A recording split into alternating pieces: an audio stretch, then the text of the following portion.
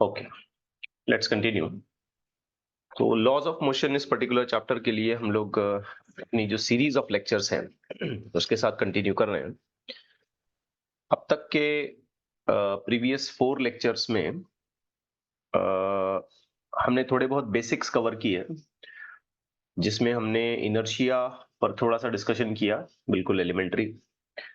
Momentum के calculations basic level पर समझने की कोशिश की।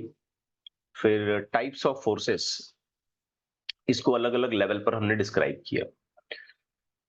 बहुत जल्दी से अगर मैं इस चीज को रिवाइज करूं, तो हमने टाइप्स ऑफ फोर्सेस में सबसे पहले फंडामेंटल फोर्सेस देखे।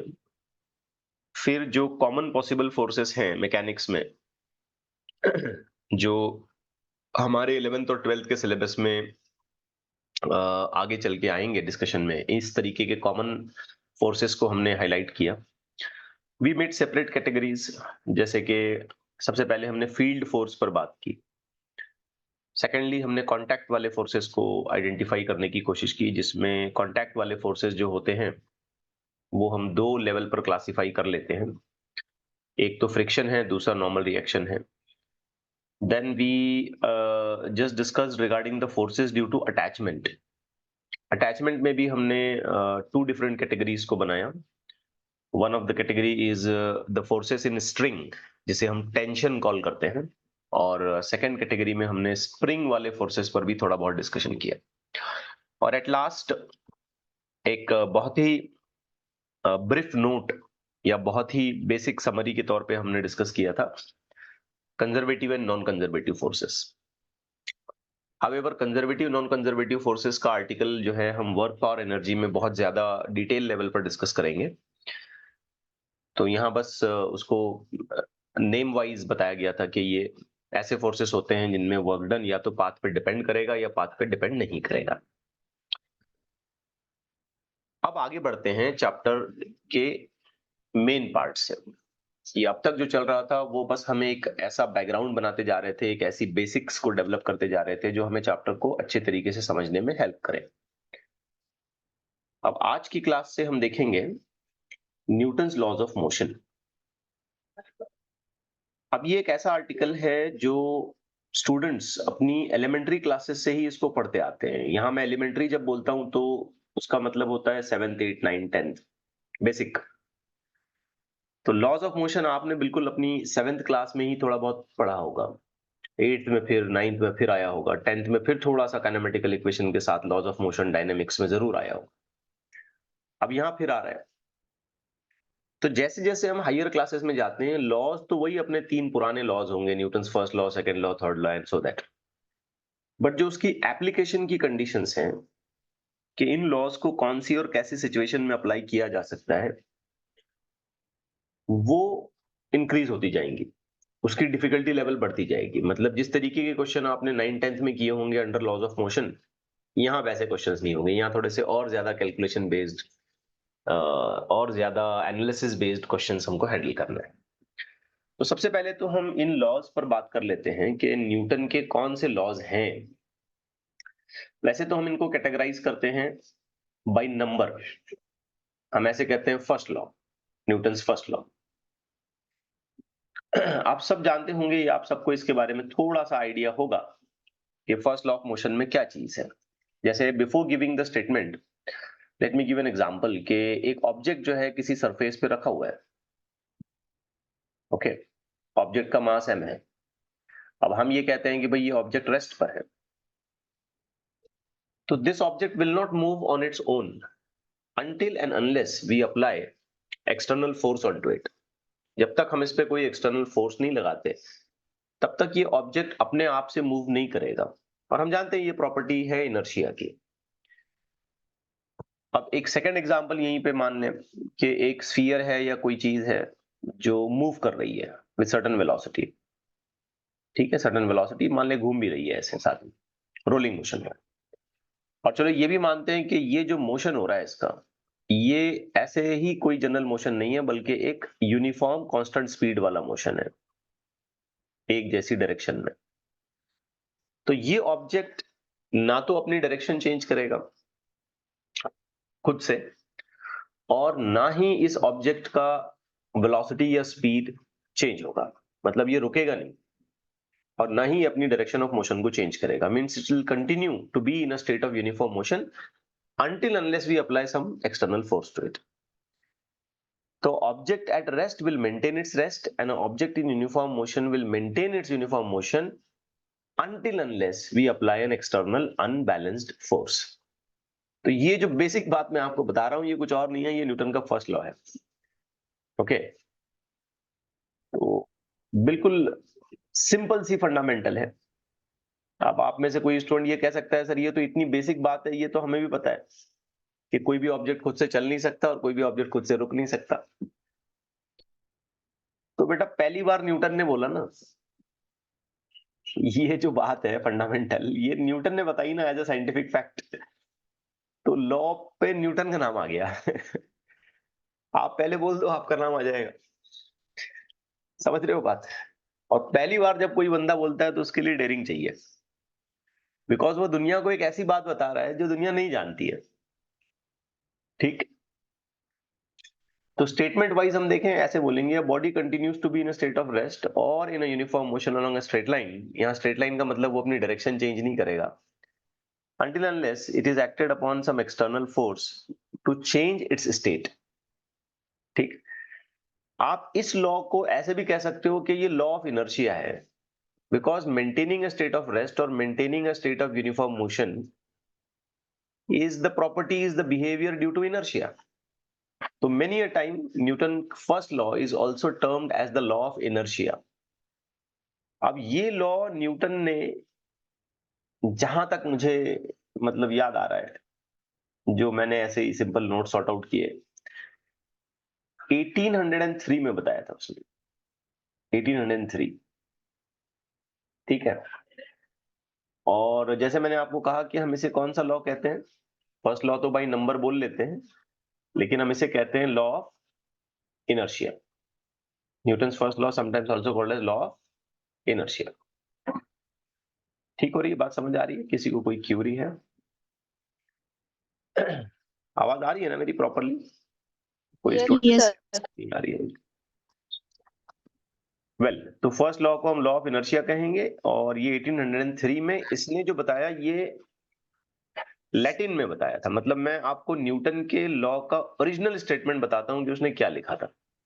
उसने जो पेपर पब्लिश किया था तो उसकी अपनी हैंडराइटिंग में लिखा हुआ था वो, तो ये ऐसा ऐसे लिखा हुआ था उसने, every body preserves its state of rest.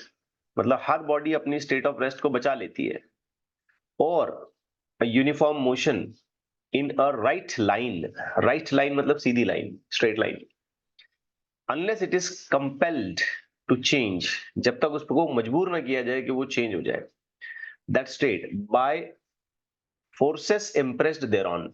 जब तक उस पर हमने फोर्स नहीं लगाया, उसको मजबूर नहीं कर दिया कि तुम अपनी हालत को चेंज करो बाय अप्लाइंग द फोर्सेस। तो ये है लॉ ऑफ इनर्शिया। अब देखो आपके साथ भी होता है, आपका भी अपना इनर्शिया होता है। आप बैठे हैं मोबाइल लेके, तो आप अपनी हालत चेंज नहीं करना चाहते until unless acted by an external force by your father। Correct है ना? जब तक डराते नहीं आपको तो आप भी बैठे हैं। अब अगर कोई पढ़ाकू बच्चा है, बहुत ज्यादा पढ़ रहा है, तो वो अपनी पढ़ाई को कंटिन्यू रखता है, फिर उसको बुलाना पड़ता है, चल बेटा खाना खा ले, आ जा। सो बोथ द वेज, आपको अगर हालत चेंज करनी है तो आपको फोर्स लगाना पड़ेगा। अब वो चाहे रेस्ट वाली कंडीशन हो या फिर यूनिफॉर्म मोशन वाली कंडीशन अलोंग राइट लाइन या कह लीजिए अलोंग स्ट्रेट लाइन हो। तो ये है फर्स्ट लॉ, ये समझ में आ गया आपको? Yes, sir. अब आते हैं सेकेंड लॉ पे। ठीक है, देखो मैं लॉ के स्टेटमेंट पर बहुत ज्यादा डिस्कशन नहीं करना चाहता, बिकॉज वो टाइम कंज्यूम होगा अपना। लॉ फंडामेंटल लेवल पे क्या है ये समझ गए तो हम ज्यादा जो वक्त है वो न्यूमेरिकल्स के सॉल्व करने पे देंगे, मतलब इन लॉज को अप्लाई कैसे किया जाता है उस पर ज्यादा हम ध्यान देंगे। अब नंबर वाइज चले तो हम कहेंगे सेकेंड लॉ। सेकेंड लॉ में हम क्या करेंगे, या न्यूटन ने क्या बताया हमें कि भाई जब हम फोर्स लगाते हैं, फोर्स अप्लाई करते हैं, कंपेल्ड करते हैं उसको मूव करने या चेंज करने के लिए अपनी हालत को, तो फोर्स लगाने के बाद क्या होगा? आंसर सिंपल है, देखो, अगर मैं इस रुके हुए मास पे फोर्स लगा दूं तो ये बात तो पक्का है कि सफिशिएंट लार्ज फोर्स अगर होगा तो ये मास मूव करने लगेगा। तो इस मास में आ जाएगा एक्सेलरेशन, और वो जो एक्सेलरेशन आएगा वो इस बात पे डिपेंड करेगा कि मैंने इस पे फोर्स कितना लगाया है। अगर मैंने बहुत बड़ा फोर्स लगाया है तो एक्सेलरेशन ज्यादा आ जाएगा। उसी तरीके से अगर ये मूव कर रहा है, यूनिफॉर्म मोशन में है, मतलब कांस्टेंट स्पीड है और डायरेक्शन भी फिक्स है स्ट्रेट लाइन में, और मैंने इस पे फोर्स लगाया, तो इसके साथ दो चीजें हो सकती हैं। नंबर वन, इसकी स्पीड चेंज हो जाएगी, इंक्रीज या डिक्रीज कुछ भी हो। नंबर टू, मेरे फोर्स लगाने का अप्रोच अगर ऐसा है कि मैं इसकी डायरेक्शन चेंज कर दूं तो डायरेक्शन चेंज होगी। अब दोनों सूरतों में या तो स्पीड चेंज हो जाए या डायरेक्शन चेंज हो जाए, हम ये जरूर कहते हैं कि एक्सेलरेशन आ गया, because acceleration is nothing but change in velocity with respect to time. तो हमें पता चलता है कि जैसे ही हमने इस तरीके के ऑब्जेक्ट्स पर फोर्स अप्लाई किया, तो ये ऑब्जेक्ट अपनी स्टेट चेंज कर देंगे, स्टेट बदलेंगे, अपनी हालत को सुधार लेंगे, यू में से अपनी हालत बदल देंगे ये, लेकिन उनकी हालत बदलने के प्रोसेस में उन बॉडीज में एक्सेलरेशन आ जाएगा। ओके, तो यही है सेकंड लॉ। सेकंड लॉ ये कहता है कि जब आपने फोर्स लगाया तो बॉडीज में एक्सेलरेशन आएगा। लेकिन न्यूटन ने डायरेक्ट एक्सेलरेशन की बात नहीं की। न्यूटन ने क्या कहा कि ये ऑब्जेक्ट अगर रेस्ट में है तो इस ऑब्जेक्ट की इनिशियल वेलोसिटी है 0, इसका मतलब है इसका मोमेंटम 0 है। करेक्ट है ना? Momentum is mass into velocity, हम पढ़ चुके हैं, दैट्स व्हाई मैंने आपको पहले मोमेंटम पढ़ाया। 2 लेक्चर्स मैंने आपको मोमेंटम सिखाया है। बात आ रही है समझ में? यस। यस तो इस ऑब्जेक्ट का मोमेंटम 0 है। अब जैसे ही मैं इस पे फोर्स लगाऊंगा तो ये ऑब्जेक्ट अपनी स्टेट तो बदल देगा, रेस्ट इसकी मोशन में कन्वर्ट हो जाएगी। तो जैसे ही वो मोशन में कन्वर्ट हो जाती है तो उसकी वेलोसिटी चेंज हो गई, मतलब वेलोसिटी अब 0 नहीं रही, तो मोमेंटम बदलेगा। मतलब हमारे फोर्स लगाने के रिजल्ट में, फोर्स लगाने के आउटकम में, उसके इफेक्ट में जो सबसे पहली चीज हम ऑब्जर्व करेंगे वो ये करेंगे कि इस ऑब्जेक्ट का मोमेंटम चेंज हो जाएगा। अब उसी तरीके से यहां पे भी होगा। जैसे ही हमने इस पे फोर्स लगाया तो बेसिकली हम वी चेंज करेंगे, वी को चेंज करेंगे। और जब हम मोमेंटम लिखते ही हैं तो मोमेंटम होता है मास इनटू वेलोसिटी, तो अगर वी चेंज हो गया तो मोमेंटम चेंज हो जाएगा। तो न्यूटन यहां इसे डायरेक्ट एक्सेलरेशन से न रिलेट करते हुए वो कहता है कि जब हम किसी बॉडी पर फोर्स अप्लाई करते हैं तो उसके रिजल्ट में बॉडी का मोमेंटम चेंज हो जाता है। अब वो बाद में जाके एक्सेलरेशन में ही रिजल्ट करेगा, वो मैं अभी आपको मैथमेटिकली प्रूफ करके बता दूंगा। बट न्यूटन डायरेक्ट जो स्टेटमेंट बता रहा है हमको, वो ये बता रहा है कि जैसे ही आपने फोर्स लगाया बॉडी का मोमेंटम चेंज हो जाएगा, and that too with respect to time. मतलब सिर्फ ऐसे मोमेंटम के मैग्नीट्यूड में चेंज नहीं देखना हमको, हमको देखना है कि भाई विद रिस्पेक्ट टू टाइम वो मोमेंटम कितना चेंज हुआ है। अगर ज्यादा मोमेंटम चेंज हो जाता है और बहुत कम टाइम हम उसमें लेते हैं तो हम कहेंगे कि भाई बहुत बड़ा फोर्स अप्लाई हुआ है। जैसे मान लें एक फुटबॉल रखा हुआ है और आपने उसको जोर से किक किया, तो इनिशियल मोमेंटम फुटबॉल का 0 है, और जैसे ही हमने उसको किक किया तो सडनली उसका मोमेंटम बहुत बड़े मैग्नीट्यूड में चेंज हो गया, तो हम बोलेंगे large amount of force is applied. तो न्यूटन का सेकंड लॉ ये कहता है कि after application of the force momentum changes, और ये चेंज ऑफ मोमेंटम जो है ये प्रोपोर्शनल होगा, डिपेंड करेगा इस बात पे कि आपने उस पर कितनी मैग्नीट्यूड का फोर्स अप्लाई किया है। तो एज अ स्टेटमेंट अगर हम इसे लिखें तो हम इसे कुछ यूं लिखते हैं कि rate of change of momentum of the body is proportional to the applied force and takes place in the direction in which the force acts. मतलब मोमेंटम भी उसी डायरेक्शन में चेंज हो जाता है जिस डायरेक्शन में हमने फोर्स लगाया। ऑफ कोर्स होना भी वही चाहिए कि जिस डायरेक्शन में आपने फोर्स लगाया उसी डायरेक्शन में मोमेंटम चेंज होना चाहिए। ओके, अब इसका जो ओरिजिनल स्टेटमेंट है, लैटिन स्टेटमेंट जिसे हम कहेंगे, वो न्यूटन ने कुछ यूं लिखा था, देखो ऐसे लिखा था कि द अल्टरेशन ऑफ मोशन। अब यहां अल्टरेशन का मतलब क्या हो गया? चेंज करना, उसको मॉडिफाई करना, बदलना। The alteration of motion is ever proportional to the motive force impressed and is made in the direction of the right line in which that force is impressed। तो काफी कॉम्प्लिकेटेड लगता है, लेकिन बात यह है कि जो भी आपने मोशन को बदला, चेंज किया फोर्स की वजह से, वो फोर्स इस बात को प्रोपोर्शनल होगा कि उसमें कितना मोमेंटम चेंज हो रहा है। ओके, और वो भी उसी डायरेक्शन में आएगा जिस डायरेक्शन में फोर्स लगाया गया है। So now we can just write whatever the Newton has said in a mathematical form as F force equals rate of change of momentum dp by dt। Of course आप इसको चाहो तो vectorial format में ले सकते हो। ठीक है, अब ये फोर्स का बेसिक फॉर्मूला है, पहला फॉर्मूला फोर्स का जो ऑब्टेन किया गया वो ये है। ठीक है, बाद में हम इसको अभी मॉडिफाई करते हैं और हम उन फॉर्मूलेस पर पहुंचेंगे जो आपने 9th-10th में सीखा होगा।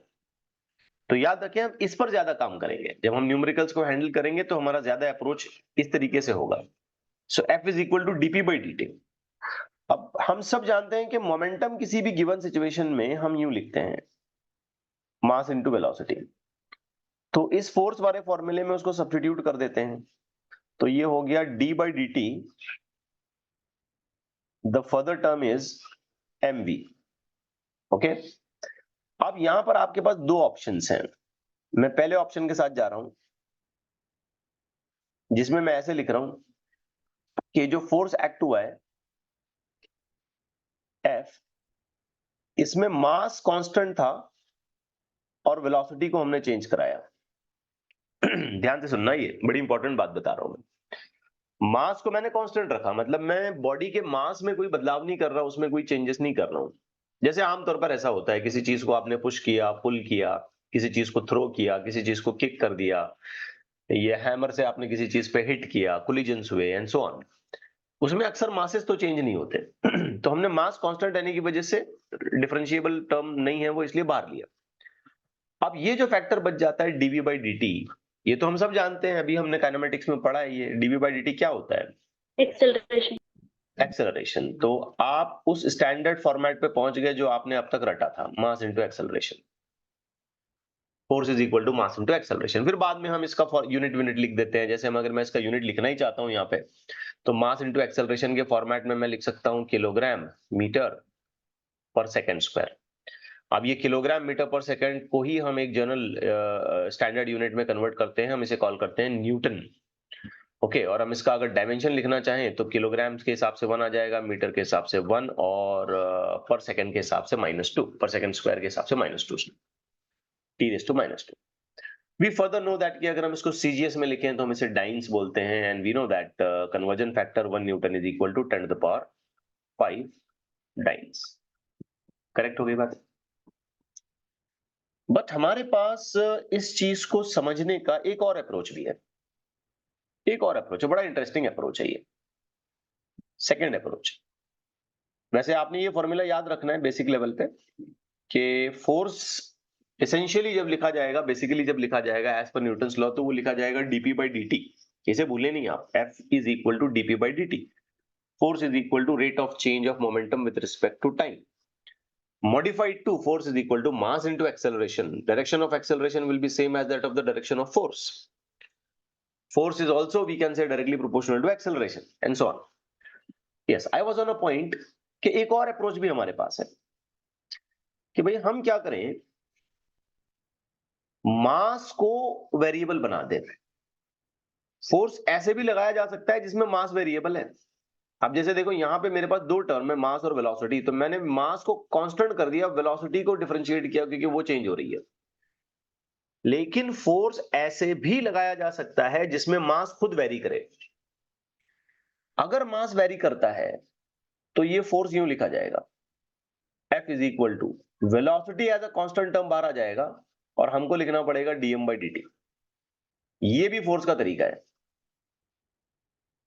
इस सिचुएशन में भी फोर्स आएगा। इसका सबसे बेस्ट एग्जांपल है रॉकेट।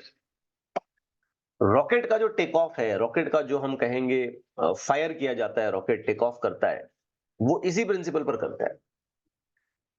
बहुत ह्यूज अमाउंट ऑफ फ्यूल उसमें बर्न होता है, लार्ज अमाउंट ऑफ गैसेस उसके अंदर से थ्रो होते हैं, और उसका मास लगातार चेंज होता रहता है, और वो एक लिफ्ट क्रिएट करता है, फोर्स बनाता है, जिसकी वजह से रॉकेट ऊपर उड़ता है। एक और एग्जांपल मैं आपको इसको दूं, एक बलून ले लो आप, उसके अंदर फुल आप एयर फिल कर दो एकदम, और उस बलून को छोड़ दो। आप देखेंगे वो बलून फ्लाई कर रहा है रैंडमली। क्यों? क्योंकि उसके अंदर से हवा निकल के तेजी से बाहर आ रही है। तो वहां पर मास चेंज हो रहा है। अंदर जो आपने एयर का मास भरा हुआ है ना, वो बलून के अंदर से एग्जॉस्ट हो रही है, बाहर निकल रही है, तो फिर वो एक फोर्स बना रही है, उस फोर्स की वजह से बलून फ्लाई कर रहा है। तो ऐसी सिचुएशंस भी हमारे पढ़ने में आएंगी जिसमें हमने वेलोसिटी तो ठीक है कांस्टेंट रख ली, लेकिन फोर्स मास के चेंज होने की वजह से आ रहा है विद रिस्पेक्ट टू टाइम। ठीक है, ये कुछ यूनिक केसेस ही हमें पढ़ने हैं, लेकिन ऐसे भी केसेस हमें सिलेबस में आगे डील करने हैं। तो हम इस चीज को दो तरीके से आइडेंटिफाई करेंगे। अब आपने बेसिकली पूरे फोर्स के फॉर्मूले को तीन फॉर्मेट में याद रखना है। पहला फॉर्मेट है change of momentum with respect to time, ये बेसिक फॉर्म है। दूसरा फॉर्म है मास इनटू एक्सेलरेशन, और तीसरा फॉर्म है वेलोसिटी।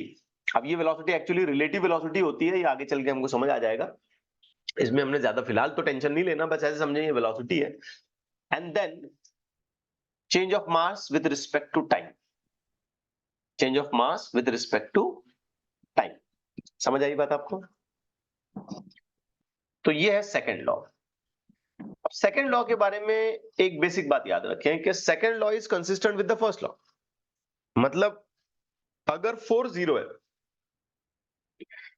तो एक्सेलरेशन भी जीरो हो जाएगा। ठीक, याद रखें इस पॉइंट को। अगर किसी सिस्टम पे फोर्स नहीं है, no force acting on to it, तो याद रखें उसका एक्सेलरेशन भी जीरो ही होगा। अच्छा, ये फोर्स अनबैलेंस्ड, मतलब अगर हमने दो चार फोर्स एक साथ लगा दिए मान लो, और वो दो चार फोर्स आपस में एक दूसरे को कैंसिल कर रहे हैं, तो नेट फोर्स जीरो हो जाएगा। नेट फोर्स जीरो तो नेट एक्सेलरेशन भी जीरो। मतलब ये हैंड इन हैंड चलेंगे। अगर एक्सेलरेशन है तो फोर्स है, फोर्स है तो एक्सेलरेशन है, बस समझ ले ये बात। फिर ये सेकंड लॉ जो है ये वेक्टर लॉ है। आपको इसमें डायरेक्शनल कंसीडरेशंस अच्छे से लेनी पड़ेंगी। और आमतौर पर जब हम इस लॉ को अप्लाई करते हैं तो हम एक पॉइंट मास का रेफरेंस बनाते हैं कि भाई हमने जो फोर्स लगाया किसी एक पर्टिकुलर पॉइंट पे, किसी एक पर्टिकुलर बॉडी पे, हमने उसको अप्लाई किया है। इस तरीके से हम सेकंड लॉ की कुछ बेसिक बातें, कुछ कंडीशंस को ध्यान में रखें। अब आते हैं next, by sequence of number, हमें कहना चाहिए third law, Newton's third law. अब मैं अक्सर देखता हूँ स्टूडेंट्स को, जब पूछा जाए ना भाई स्टेट द न्यूटन्स लॉज, तो पहला दूसरा गायब होता है, तीसरा पता होता है बच्चों को। जरा पढ़ने में सुनने में अच्छा है ना तीसरा वाला law. And I am sure आपको भी पहला और दूसरा लॉ नहीं पता होगा, लेकिन तीसरा याद होगा आपको। यस, क्या है थर्ड लॉ, कोई बता सकता है मुझे? एक्शन रिएक्शन वाला।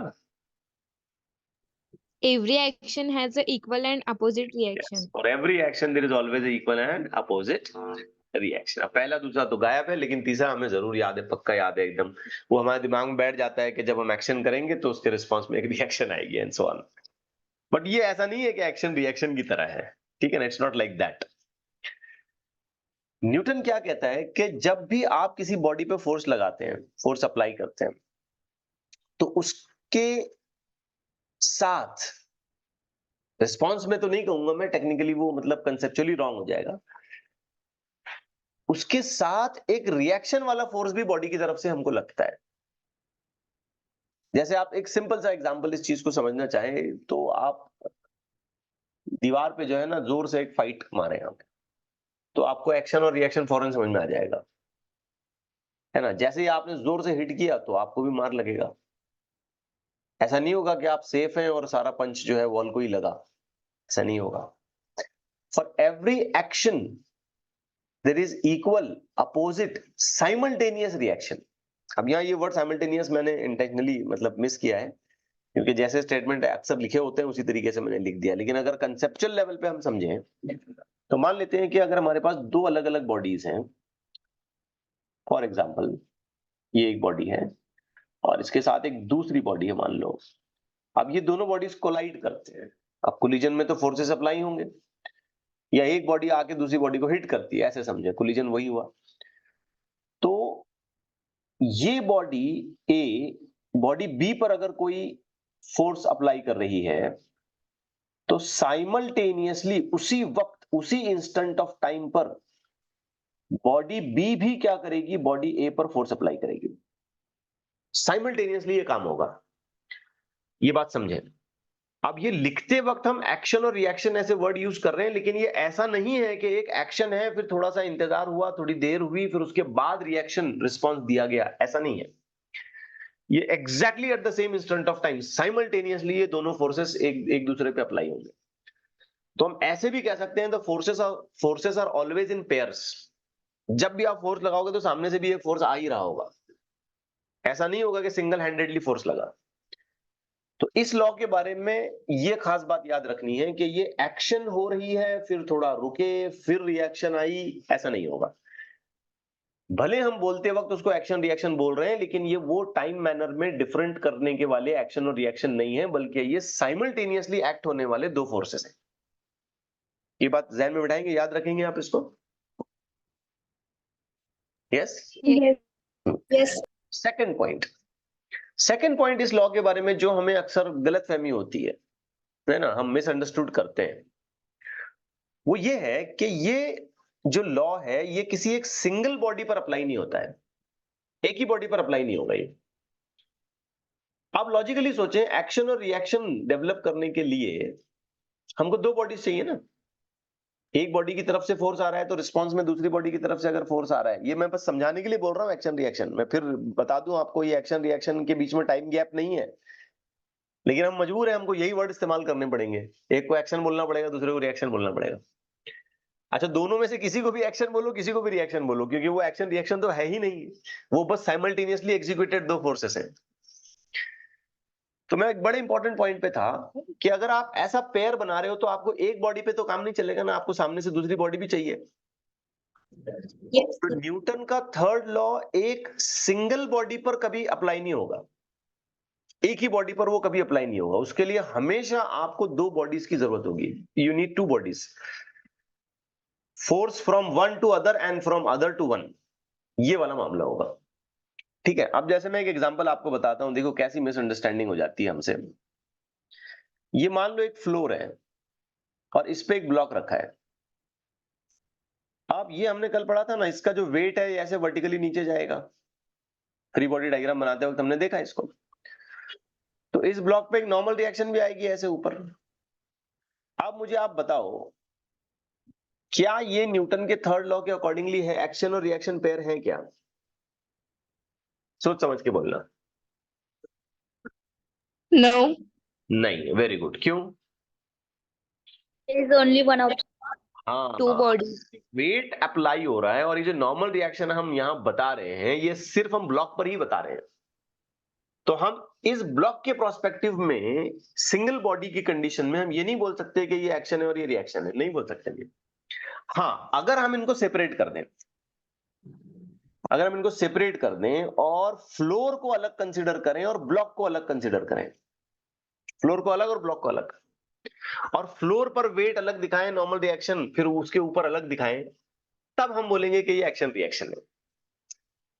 समझे बात? फ्लोर को अलग कंसीडर Yes. कर, अलग कंसीडर, तब हम बोलेंगे कि एक्शन रिएक्शन है।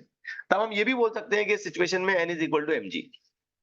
लेकिन एक ही ब्लॉक के पॉइंट ऑफ रेफरेंस में अगर हम बात करते हैं तो हम इसे एक्शन रिएक्शन नहीं मान सकते। अच्छा, दूसरा एक मैं और एग्जांपल आपको बताता हूं। सर्कुलर मोशन में थोड़ा बहुत आइडिया आपको है। मान लो कोई ऑब्जेक्ट सर्कुलर मोशन कर रहा है, तो उसका ये रेडियस है और यहां कहीं ऑब्जेक्ट रखा हुआ है।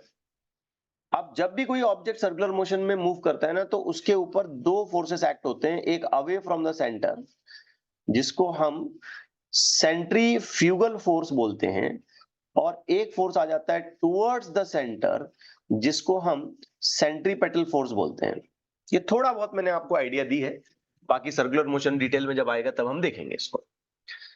अब आप मुझे बताएं कि ये फोर्सेस तो इक्वल और अपोजिट हैं, बिल्कुल पक्का एक्शन रिएक्शन लग रहे हैं हमको, और बाकायदा यहाँ पे ये एक्शन और रिएक्शन ही है। जब सर्कल में घूमने की जरूरत होती है तो सेंट्रीपेटल फोर्स चाहिए, और सर्कल में घूमने लग गए तो उसके बाद सेंट्रीफ्यूगल फोर्स खुद ब खुद आ जाएगा।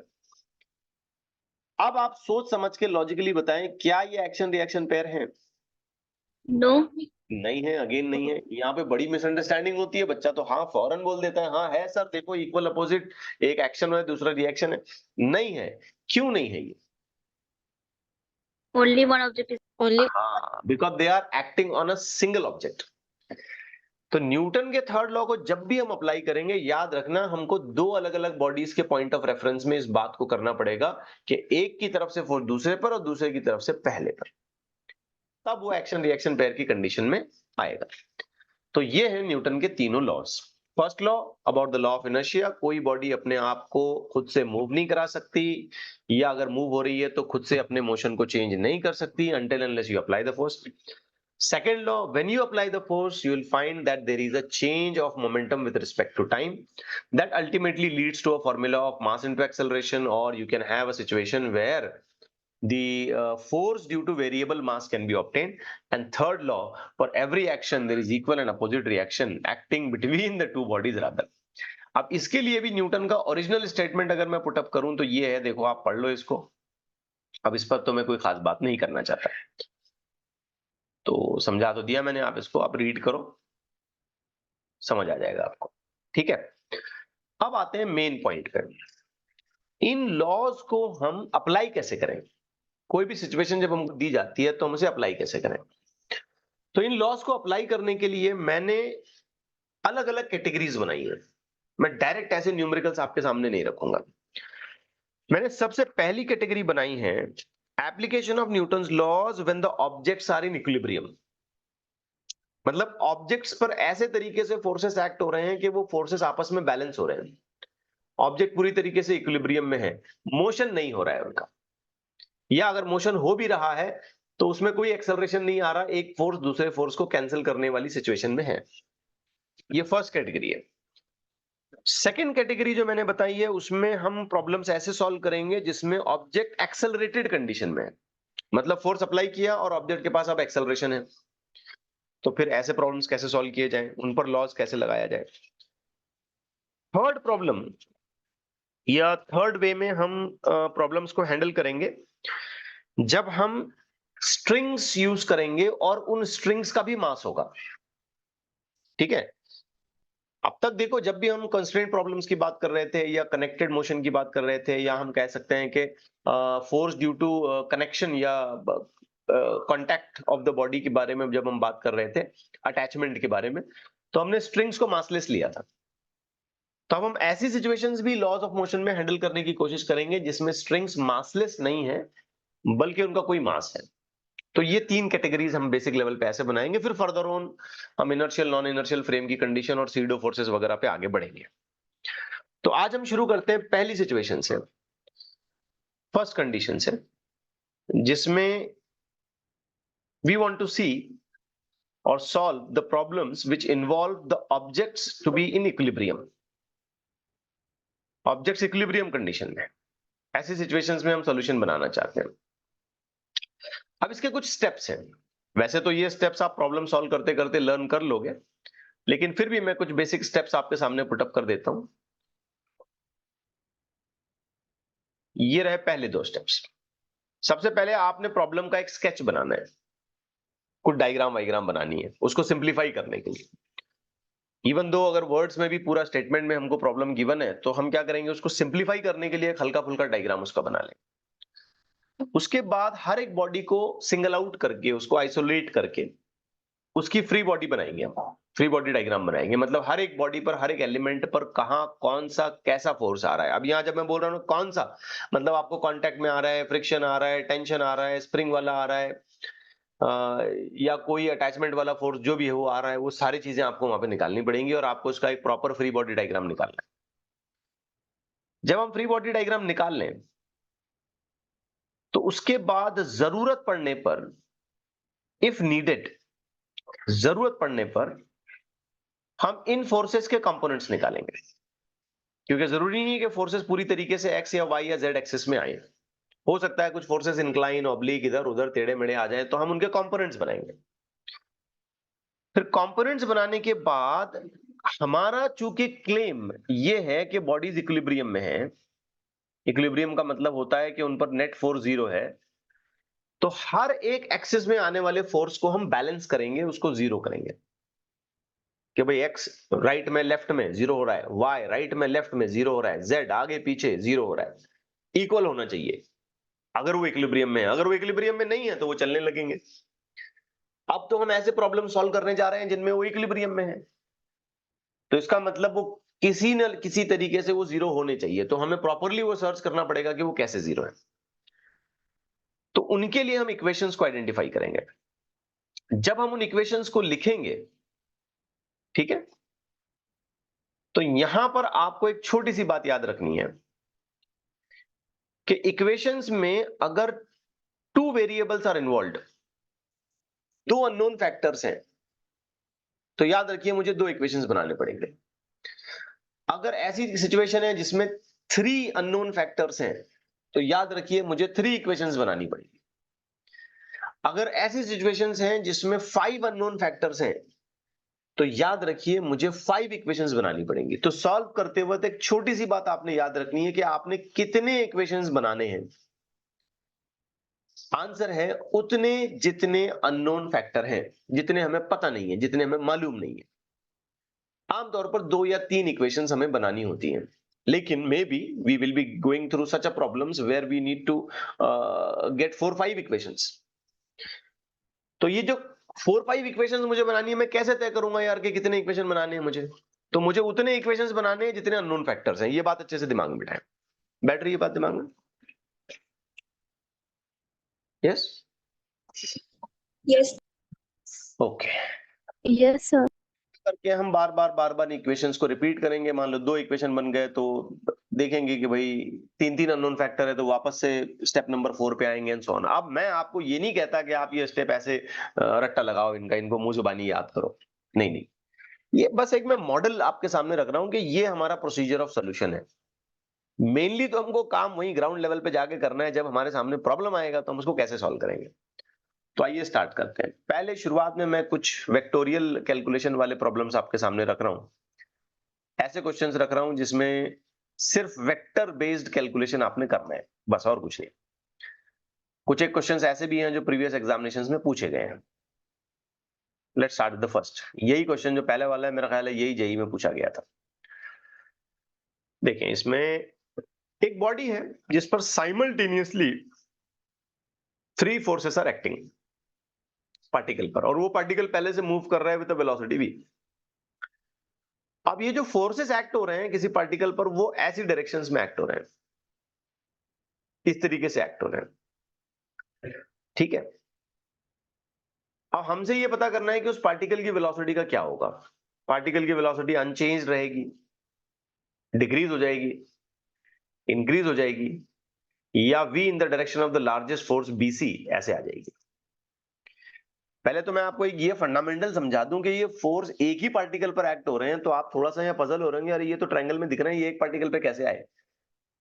तो बेटा ये एक पार्टिकल पे कुछ यूं आ रहे हैं। देखो, ये पार्टिकल है मान लो, इसमें ये ए बी फोर्स है, ये देख लो ये ए बी फोर्स है। आया समझ में? और ये वाला जो फोर्स है लाइक दिस, ये सी ए फोर्स है, ये वाला। कोई घबराने वाली बात नहीं, 3 फोर्सेस बस दिखाने हैं अपने। दिख रहा है? समझ में आ रही है बात? यहां से ए बी हटा देता हूं मैं, आपको कंफ्यूजन ना हो। तो ये हॉरिजॉन्टल फोर्स आ गया एक पार्टिकल पे, ये सी ए फोर्स आ गया, और लास्ट में बचा ये बीसी वाला फोर्स। तो ये बीसी वाला फोर्स यूं एक्ट हो रहा है। समझे नहीं समझे? Yes, sir. Yes.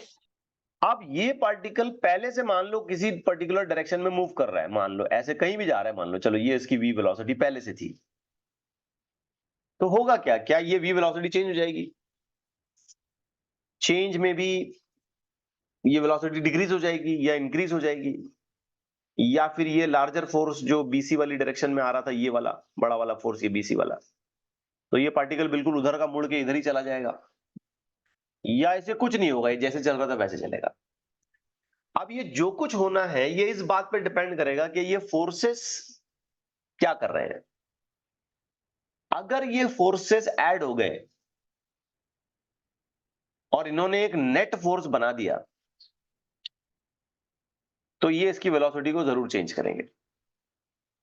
और अगर ये फोर्सेस इस तरीके से ऐड हो गए कि इनकी नेट फोर्स की वैल्यू 0 हो गई, तो इस वेलोसिटी में कुछ नहीं बिगड़ेगा, ये चेंज नहीं होगी, क्योंकि वेलोसिटी तो उसी वक्त चेंज होगी जब उस पर फोर्स आता है। सेकंड लॉ न्यूटन का। Yes. आपको क्या ये फोर्सेस ऐड हो जाएंगे, कुछ कर लेंगे, इस वेलोसिटी को कुछ चेंज कर पाएंगे? यस। अब मैं बिल्कुल कॉमन सेंस पे बात करूं, कॉमन सेंस एकदम, बिल्कुल कॉमन सेंस। हम कौन सा आर्टिकल पढ़ रहे हैं? इक्विलिब्रियम। मतलब नेट फोर्सेस क्या होने चाहिए? 0 1 जीरो? अरे 1 कहां से ला रहे हो भाई, 0 होने चाहिए ना। इक्विलिब्रियम में नेट फोर्सेस क्या होने चाहिए? 0 0 अगर किसी पार्टिकल पर सारा मिला जुला के नेट फोर्स 0 हो जाता है तो क्या वेलोसिटी चेंज होगी क्या? नो नो तो आंसर तो ए आ जाएगा, वी रिमेन्स अनचेंज्ड। ये कॉमन सेंस की बात हुई, मतलब क्योंकि आर्टिकल वो चल रहा है इस हिसाब से। अब एग्जाम में तो ऐसा कॉमन सेंस तो नहीं लगेगा, ये तो बकवास हो जाएगा। एग्जाम सारे सिलेबस पर होती है, फिर इसको जज कैसे करें? तो इसको जज करने का बिल्कुल आसान तरीका, देखो ये वाला जो फोर्स है ना ए बी, उसका डायरेक्शन इधर है एज अ वेक्टर, आप देखो तो करेक्ट है। मैं चलो इसको रेड कर देता हूं, ये पूरा ए बी, उसका डायरेक्शन इधर है, पक्की बात। यस फिर उसके बाद ये जो बीसी फोर्स है उसका डायरेक्शन इधर है, चलो इसको मैं पूरा बिलीव कर देता हूं।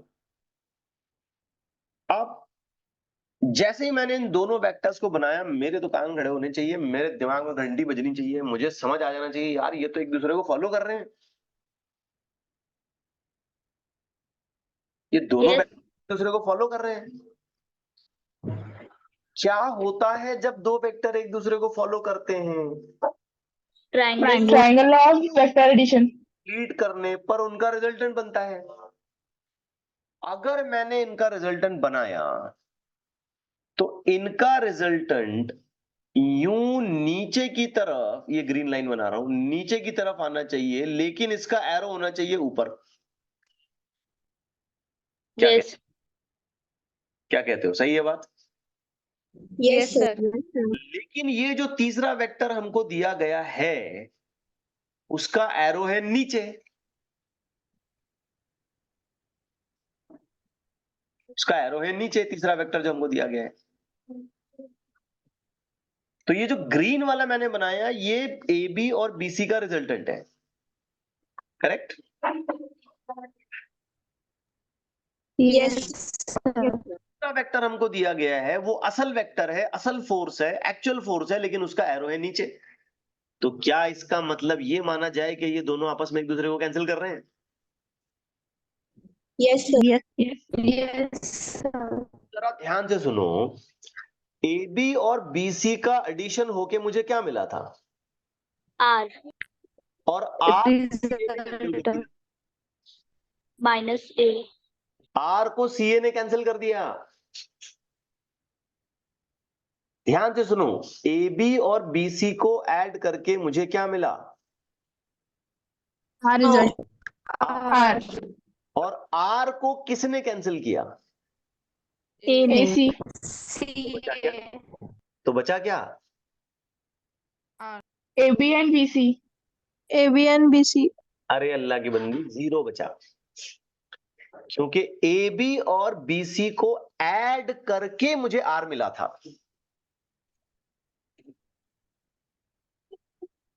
ए बी और बीसी को जमा किया, टोटल किया, टोटल फाइनल, तो मुझे आर मिला था। तो ए बी और बीसी तो गए, ए बी बीसी की जगह आर हो गया। Yes, sir. और उस आर को किसने काट दिया? AC. एसी नहीं बोलेंगे, सी नीचे। CA. ए बी बीसी की एडिशन आर, और आर को काटा किसने? CA. तो क्या बचा? 0. 0 बचा। For example A plus B, ठीक है, is equal to C, for example, then again if I do A minus C, तो आंसर क्या आएगा? 0. 0। गौर से सुने मेरी बात, हो सकता है आप फिर कंफ्यूज हो रहे होंगे, क्योंकि आपने बोला ए बी बीसी को ऐड करके आर को सीए ने काटा तो ए बी और बीसी बच गए। अरे कैसे बचेंगे, क्योंकि ए बी और बीसी को ऐड करके ही तो मुझे आर मिला था। जब मैं ए बी और बी सी को ऐड करूंगा तो ये तो खत्म हो गए ना, आर ही बचा ना दोनों की जगह में। Yes. जैसे ए बी का वैल्यू 5, बी सी का वैल्यू 5, 5 + 5 क्या मिला? 10 फॉर एग्जाम्पल। 10 को मैंने जोड़ दिया -10 के साथ, तो आंसर क्या आया? 0. 0। तो आप ये थोड़ी बोले कि वो 5 बचा, क्योंकि वो दोनों 5 5 मिला के 10 हुआ था। Yes, sir. आई होप बात समझ रहे होंगे आप। अब मुझे बताओ कि इस तरीके से जो Yes. टोटल फोर्स एक्ट हो रहा था वो तो 0 हो गया अपने आप में, तो क्या वेलोसिटी चेंज हो पाएगी? No. ऑप्शन ए आ जाएगा, ऑप्शन ए आ जाएगा। समझे बात को? Yes, sir. Yes. ओके, चलिए बहुत अच्छी बात है। Let's move on to the next. थोड़ा सा लॉजिक चाहिए, कॉमन सेंस पर होता है ना? बिल्कुल ऐसे रटना चीजों को ऐसे नहीं होगा, कॉमन सेंस।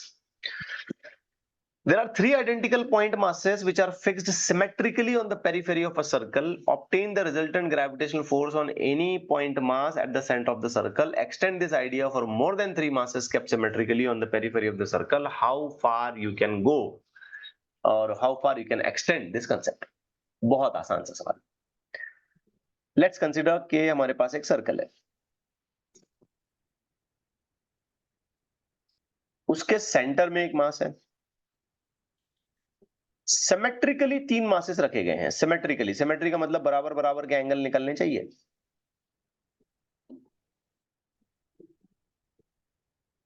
तो बराबर बराबर 120 120 120। यहां एक मास रखा, यहां एक मास रखा, यहां एक मास रखा। समझे? अब ये जो बीच वाला मास है इस पे हमने फोर्स निकालना है, बीच वाले मास पे। आप ख्याल रहे कि ये एंगल 120 है। सिमेट्री का मतलब यही हुआ, ये एंगल 120 होना चाहिए।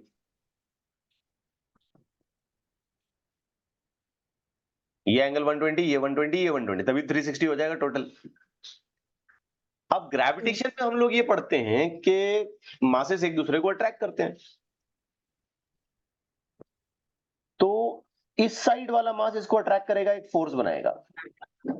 Let's label this force as F.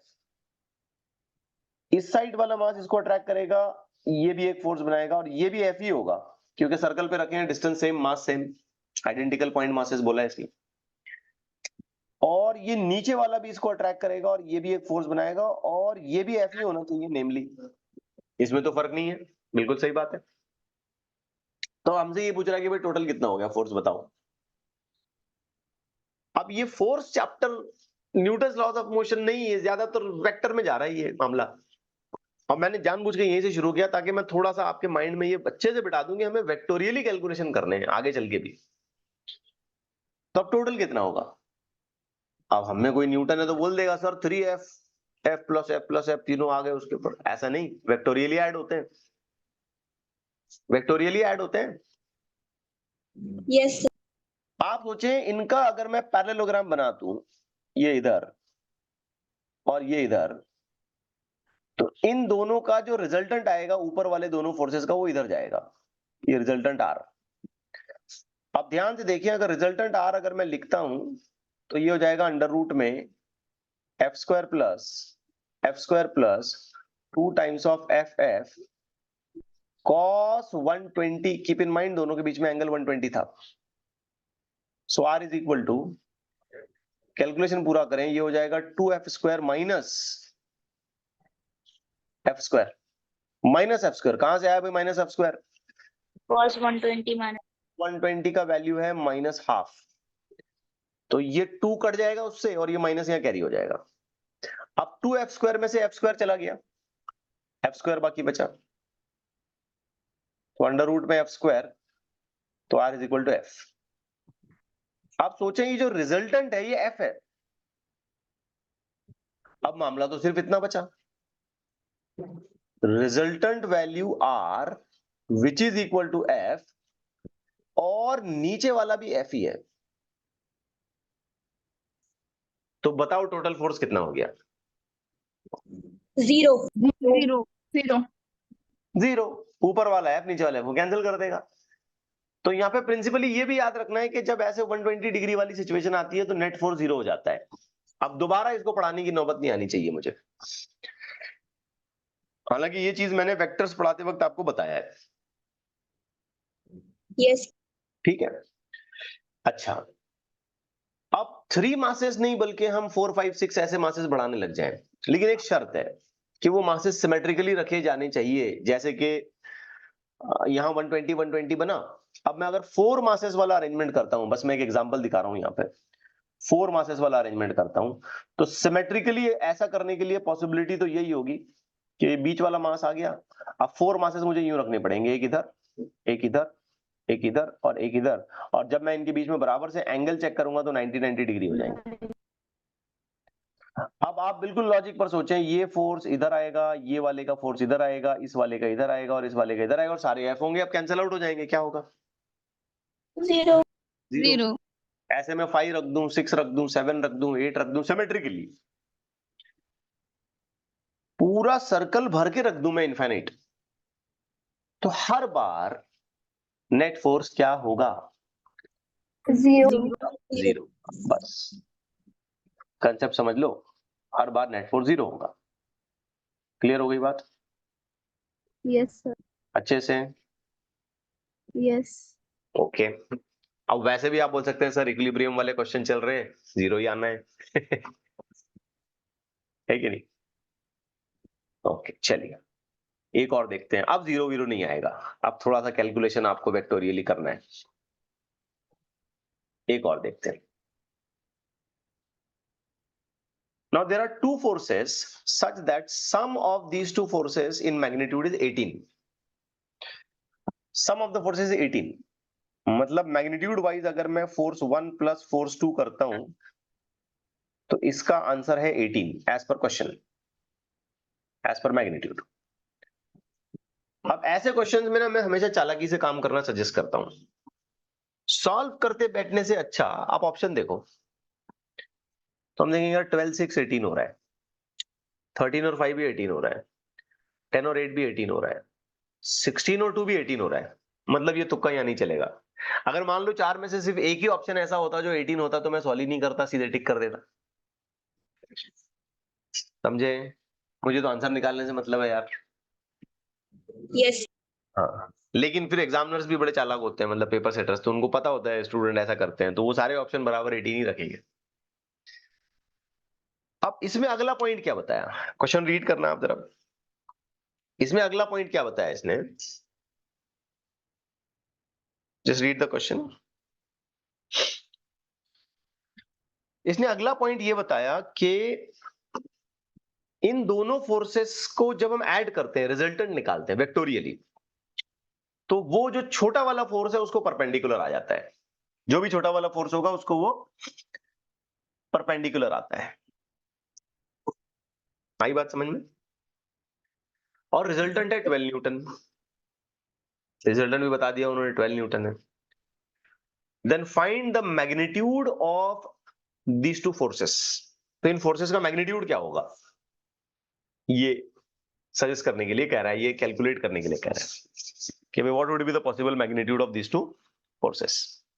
कैसे काम होगा सुने। अब मान लेते हैं कि ये दोनों फोर्सेस जो हैं F1 F2, इसमें किसी को कुछ क्यूरी है?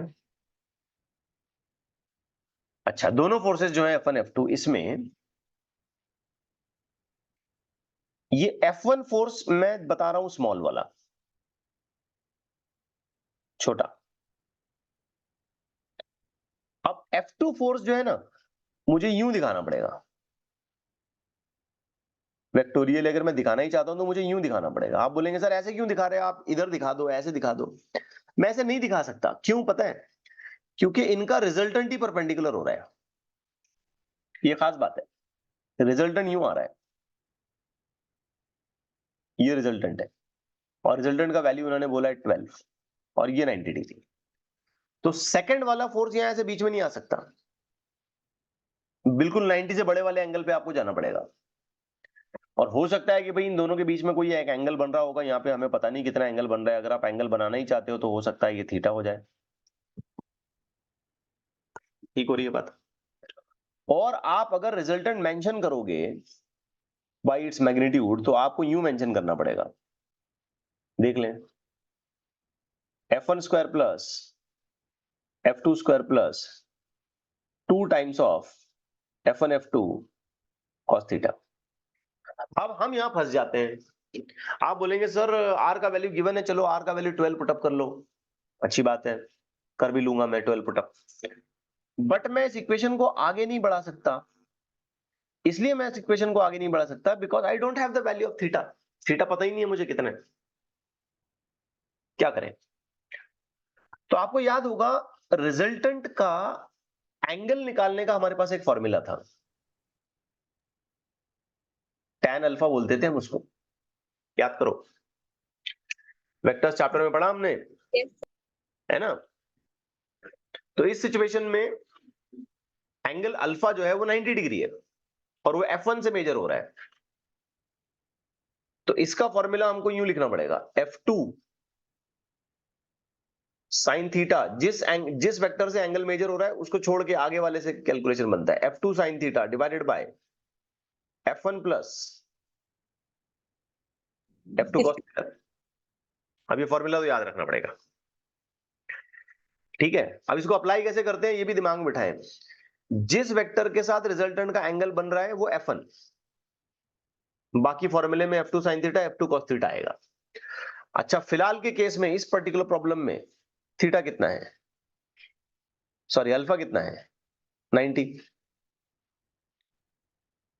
तो ये हो गया F2 sin theta divided by F1 plus F2 cos theta. अब आप फिर बोलेंगे सर tan 90 तो इनफाइनाइट होता है, tan 90 तो इनफाइनाइट होता है, फिर कैलकुलेशन कैसे आगे बढ़ाएं? इफ tan 90 इज इनफाइनाइट तो कैलकुलेशन कैसे आगे बढ़ाएं? कोई बात नहीं, आप टेंशन न लें, बस लिख दें इसको, F2 sin theta divided by F1 plus F2 cos theta. अब आप मुझे बताएं किसी भी रेशियो का वैल्यू इंफिनिटी कब जाता है? कब जाता है किसी भी रेशियो का वैल्यू इंफिनिटी कब होगा? 1/0. हाँ, डिनोमिनेटर में 0। हाँ, मैं ये सुनना चाह रहा था, 1/0। आपने आंसर करेक्ट दिया, लेकिन आपको कंसेप्चुअली ये बोलना चाहिए कि किसी भी रेशियो का वैल्यू इंफिनिटी उस वक्त जाता है जब उसका डिनोमिनेटर 0 होता है। तो इसका मतलब हमें यह पता चला कि इस पर्टिकुलर इक्वेशन का वैल्यू अगर इंफिनिटी है तो इसका डिनोमिनेटर यानी कि F1 plus F2 cos theta होना चाहिए 0। अगर मैं इसे सॉल्व करूं तो मुझे cos थीटा का आंसर मिलेगा negative of F2 by F1। सोच ले, negative of F2 by Yes. F1 सोच ले, ये F1 इधर जाएगा, अरे sorry, cos theta is equal to negative of F1 by F2, sorry for that, negative of F1 by F2।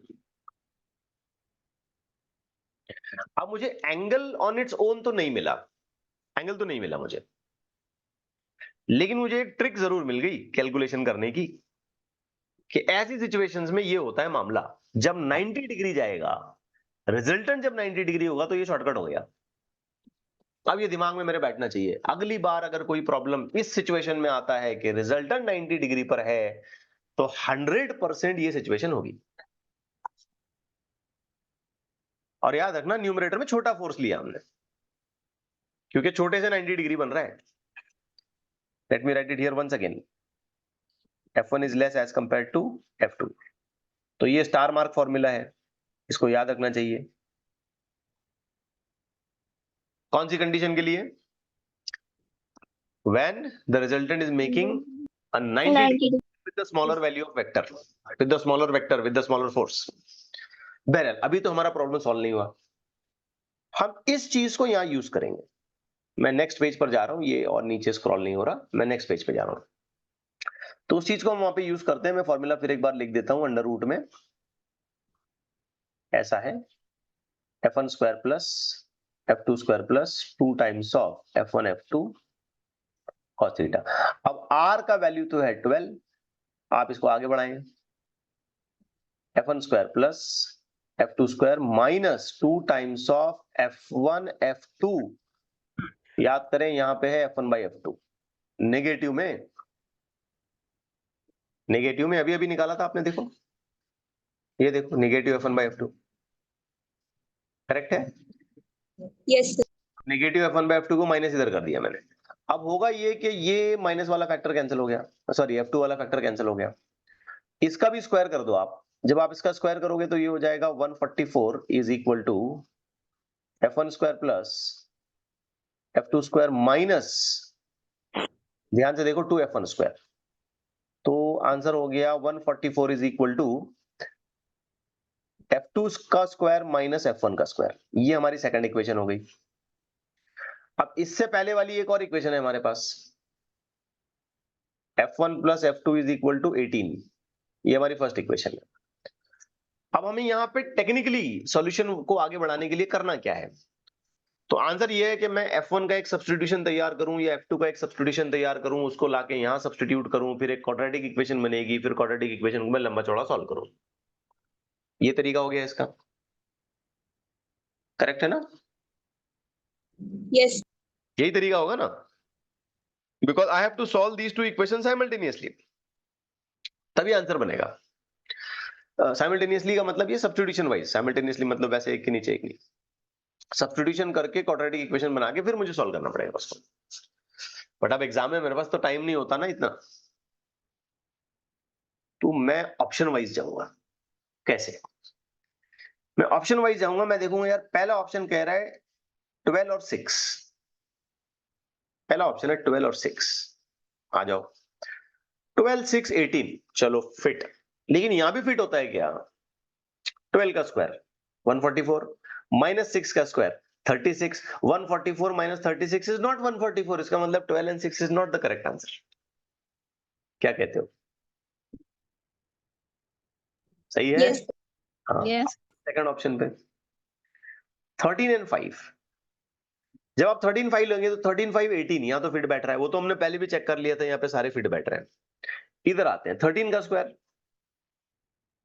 169. लिख देता हूं बस आपको समझ में आना इसलिए, माइनस 5 का स्क्वायर 25. 25. स्क्वायर 5 स्क्वायर माइनस करोगे 169 माइनस 25, ये तो 144 हो रहा है, मतलब ये जीत गया, करेक्ट है। तो इसका सीधा मतलब हमें पता चला कि f1 is 5 and f2 is 13। कौन सा ऑप्शन लेना चाहिए हमको? B. B option, second option हो गया। आगे चेक करने की जरूरत नहीं है because we are just dealing with the single correct option. हाँ, लेकिन अगर कोई स्टूडेंट बोलता है नहीं सर मेरे को पूरा सॉल्व करना है थ्योरी के हिसाब से, अगर मुझे सब कुछ लिखना है, तो आपको क्या करना है, f1 या f2 का सब्स्टिट्यूशन बनाओ, यहां लाके सब्स्टिट्यूट करो, यहां लाने के बाद एक क्वाड्रेटिक इक्वेशन बनेगी पूरी स्क्वायर पावर्स में, पूरा आंसर आएगा, फिर सिंगल वेरिएबल वाली, फिर उसके बाद उसका स्क्वायर मतलब उसके रूट्स निकालो, बी स्क्वायर माइनस 4ac वाले फॉर्मूले से, B plus minus under root में B square minus 4ac divide by 2a and get that answer. ठीक है, but you always try to get it by shortcut, आसानी से निकालने की कोशिश करो, काम खत्म हो जाता है। चलिए एक और क्वेश्चन करते हैं। अब मैं चाहता हूं कि ये क्वेश्चन आप विद इन नो टाइम निपटा दें, within no time, I don't want to spend time on it, इसमें टाइम खर्च नहीं करना, बेवकूफी होगी अगर मैं इसमें टाइम खर्च कर दूं तो। Question 4, the resultant of the two forces one double of the other in magnitude is perpendicular to the small force. बस खत्म हो गया, मेरे लिए हिंट मिल गया यहाँ पे, रिजल्टेंट परपेंडिकुलर है, स्मॉलर वाले को परपेंडिकुलर है। जब रिजल्टेंट परपेंडिकुलर हो जाता है तो याद करें cos of theta is equal to minus numerator में छोटा डिनोमिनेटर में बड़ा। क्या कहते हो? 90 डिग्री। क्या कहते हो? 90 डिग्री नहीं है वो, कुछ भी मत बोलो। Yes. ये फॉर्मूला मैंने बताया, फॉर्मूला बताया मैंने, ये फॉर्मूला यहां से डिराइव किया था। अब हर बार डिराइव थोड़ी करते बैठोगे तो बेवकूफी हो जाएगी एग्जाम में, तुम हर बार डिराइव करोगे क्या? ये कंडीशन याद रखनी है, रिजल्टेंट परपेंडिकुलर है तो ये फॉर्मूला बैठता है, ये फॉर्मूला एप्लीकेबल हो गया, cos of theta is equal to minus of f1 by f2। ठीक हो गई बात? अब यहां इस प्रॉब्लम में देखो, यहां नीचे की तरफ लिखता हूं मैं, माइनस ऑफ एक फोर्स को तो मैं F बोल दूं, दूसरे वाले को बोलना पड़ेगा 2F क्योंकि उसने खुद ने बोला डबल है। और ये फॉर्मूला कहां से आया? तो यहीं से आया है। सॉल्यूशन मुझे दोबारा हम ना करने लगाएं प्लीज, यहीं से आया है। Resultant is at 90 degree to smaller force. याद रखने वाली कंडीशन है, मैंने बताया आपको ये बनाते वक्त, भूलना नहीं है आपने इसको। अब एफ एफ कट गया, कॉस थीटा का आंसर क्या आया? -120. Minus half. अब आप सोचें कि ये कॉस थीटा माइनस हाफ होता कब है? 120 डिग्री। Yes, very good. जब एंगल 120 हो जाता है, खत्म हो गया। 10 सेकंड नहीं लगेंगे अगर आपको ये कंसेप्चुअल क्लियरिटी आ गई कि भाई ये वाली सिचुएशन है, ये इसका हिंट है, ये इसका ट्रिक है। फिजिक्स में सिर्फ प्रॉब्लम सॉल्व करना ये इंपॉर्टेंट नहीं होता है। मतलब वो तो ठीक है, आप पेपर हो गया, घर में आके 6 घंटे लेके बैठ के पूरा सॉल्व कर देंगे आप, वो नहीं, आपको विद इन टाइम सबको निपटाना है। तो पढ़ते वक्त इस तरीके की जो ट्रिक्स हैं वो अपने दिमाग में अच्छे से फिट बिठानी है आपने। क्वेश्चन 5, ये तो बिल्कुल बकवास आसान सा क्वेश्चन है, इसमें कोई टाइम खर्च करने की जरूरत नहीं है। A block of mass 10 kilogram is suspended with the string as shown in the figure, find the tension। 10 kilogram का ब्लॉक है तो नीचे क्या आ जाएगा? mg। कितना आएगा mg? 100। 20. 40। 100. टेंशन 100 न्यूटन, खलास। 100 कैसे आया? mg। g is also 10। 10 into 10। 100। मैंने सुना किसी ने 20 बोला, शर्म की बात है।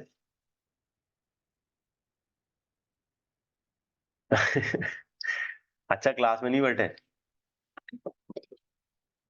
नहीं तो बहुत बेइज्जती हो जाती। चलो ठीक है, हो गया, क्लियर है? Yes, sir. Yes sir. ठीक है, इतने आज के लिए इतना काफी है। We have lot more problems to be discussed. अगली क्लास में हम पुली से रिलेटेड, स्ट्रिंग से रिलेटेड प्रॉब्लम्स पर डिस्कस करेंगे। बस ऐसे समझ लो हमारा इस चैप्टर की शुरुआत हो गई है अब, और न्यूमेरिकल्स ही न्यूमेरिकल चलते रहेंगे। Okay, stop here then for this.